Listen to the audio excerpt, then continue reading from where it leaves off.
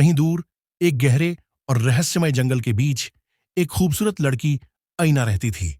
उसके काले बाल, गुलाबी गाल और दयालु आंखें हर किसी को प्रभावित कर देती थीं। ऐना को जंगल से बहुत प्यार था और वह वहां के पेड़ों, पक्षियों और जानवरों के साथ अपनी जिंदगी खुशी से बिता रही थी। एक दिन ऐना ने जंगल के एक कोने से बिल्ली के बच्चे की आवाज सुनी।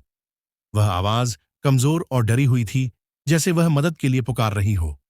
ऐना ने तुरंत अपनी टोकरी उठाई और आवाज की दिशा में चल पड़ी। आवाज का पीछा करते हुए उसने देखा कि एक छोटा सा सफेद बिल्ली का बच्चा कांटेदार झाड़ी में फंसा हुआ था। ऐना ने नरमी से उसके पास जाकर उसे बचा लिया। बिल्ली का बच्चा बहुत कमजोर और भूखा था। ऐना उसे अपने घर ले आई, उसे दूध पिलाया और उसकी देखभाल की। बिल्ली का बच्चा जल्द ही स्वस्थ हो गया और ऐना के साथ रहने लगा। ऐना ने उसका नाम स्नो रखा।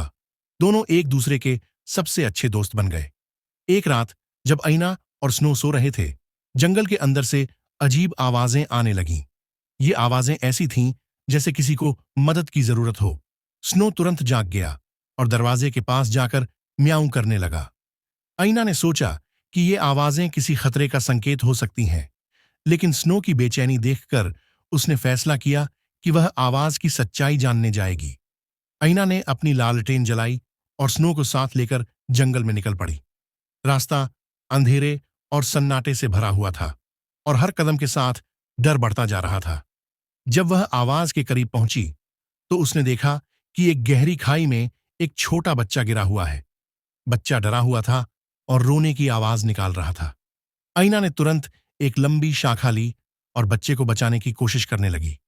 यह काम बहुत मुश्किल था, लेकिन स्नो बार बार म्याऊं करके ऐना की मदद कर रहा था, जैसे वह उसे हिम्मत दे रहा हो। आखिरकार ऐना ने बच्चे को बचा लिया। बच्चा बहुत शुक्रगुजार था और बोला, मैं अपने दोस्तों के साथ खेलते हुए खाई में गिर गया था। अगर आप ना होती तो मैं कभी ना बच पाता। जब ऐना बच्चे को वापस उसके गांव ले गई तो गांव वालों ने बताया कि यह जंगल रहस्यमय है। इसमें कई लोग खो चुके हैं, लेकिन आज पहली बार किसी ने मदद के लिए पुकारा और मदद मिल भी गई।